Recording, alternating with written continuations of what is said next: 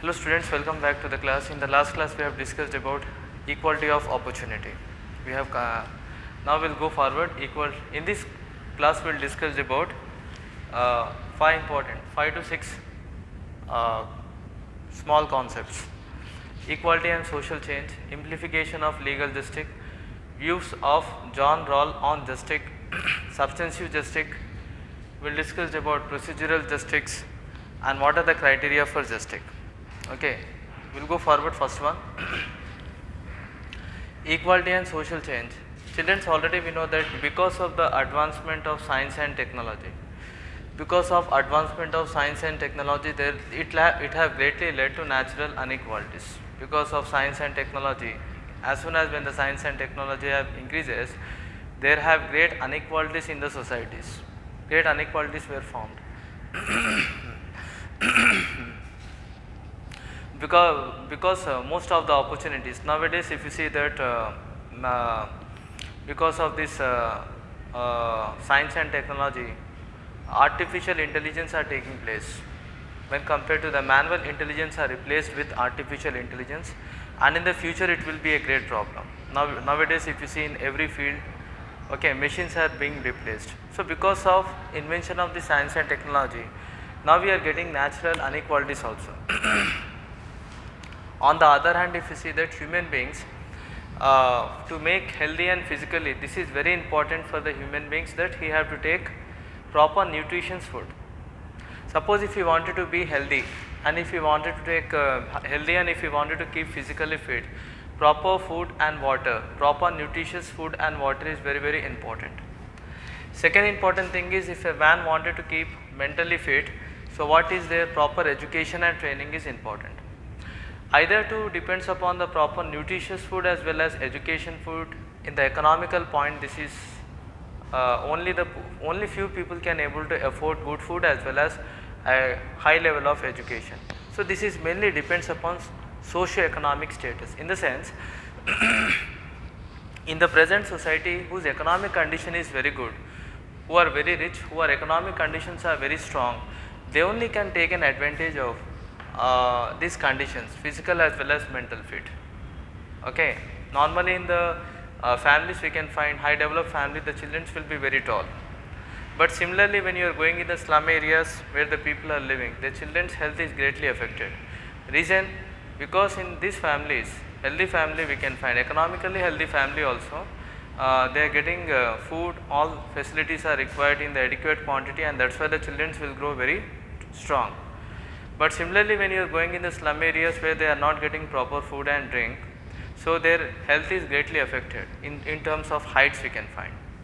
So what we have understand here, equality and social changes, because of the advancement of science and technology, this have led great inequalities in the society in many sides. And if human beings wanted to make physically as well as physically fit and strong, he have to depend upon proper nutritious food. Similarly, if the human beings wanted to keep his mentally, he wanted to make it strong. So either he have to depend upon education as well as training. So either proper nutritious food as well as education for them. Both important thing is socio-economic condition.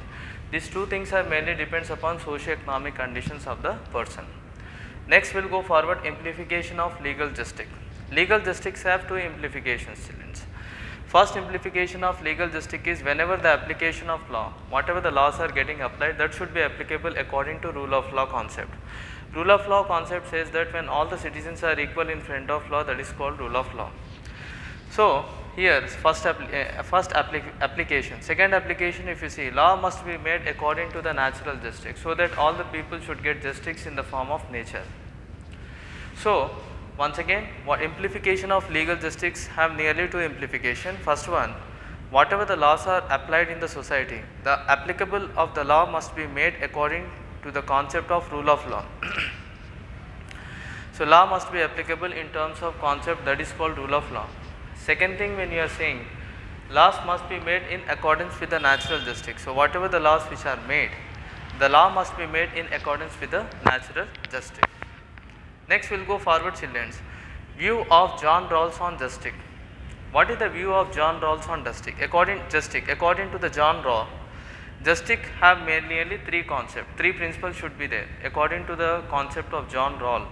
According to him, justice should be given in the form of three things. First one, equal liberty. All the people should be given equal freedom. Freedom must be given equally. Liberty in the sense we already know, free from all type of restrictions so that people can enjoy complete freedom.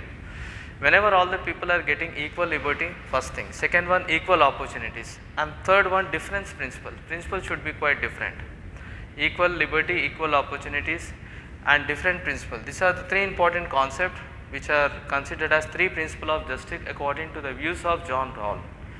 So once again, John Rawls, according to the views of John Rawls, according to him, justice have nearly three concepts. One is justice have nearly three concepts. First one, every person should get opportunities, liberty should be equally, opportunity should be equally, and different principles should be established. Next, 18th one, 19th one, this is the 19th one, we will come back here. What is the criteria for justice? In the modern world, if you see children, justice have logical criteria. What is meant by justice? Justice is nothing but when all the goods and all services, opportunities, benefits, powers, honors and duties, when it is allocated among all the sections of the people equally, then we can say that we have justified the society. In the present world, justice is not in the form of one concept regarding law.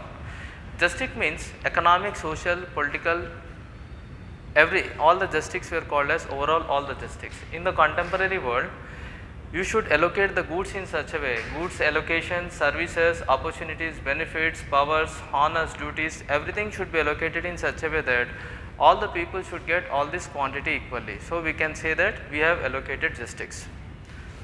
Next we will go forward. Procedural justice is nothing but when we are treating the rule of market economy. So whenever if you are following the rule of market economy, okay, in the model rule of human behavior, rule of market economy, when we are following the rule of market economy in the modern rule for the human behavior, that is procedural justice. It mainly concentrate on freedom of contract. It is mainly concentrate on procedure, but whatever the outputs may be. Okay, freedom of contract. All the people are free to involve in any type of contract such as buyers and sellers. So procedural justice are treating the rule of market economy, so they are following the rule of market economy in the model rules according to human behavior. So they concentrate on mainly the freedom of contract. Procedural justice are mainly concentrate on procedurals, whatever might be the output. Okay. Next we will go forward. Substantive justice. Substantive justice is mainly concerned with the philosophy of socialism. Socialism means what? Socialism is nothing but when productions and control, when it is under the control of whole society or government. When there is in the society, when there is no private ownership, when all the productions, means of production and control, industries, when everything is under the control of government, then we can say that is a socialism. Okay, this is one philosophy. So this is mainly concerned with the philosophy of socialism, where productions and control, when it is under the control of society. So here if you see that substantive justice are mainly conducted a test on justice. It estimates sufficient opportunity. Substantive justice will see that sufficient opportunity should be provided to the poor and weaker section, so that they can able to enhance the standard of living of the people. So once again see, this substantive justice are mainly concerned with the philosophy of socialism. They are mainly related to the philosophy of socialism.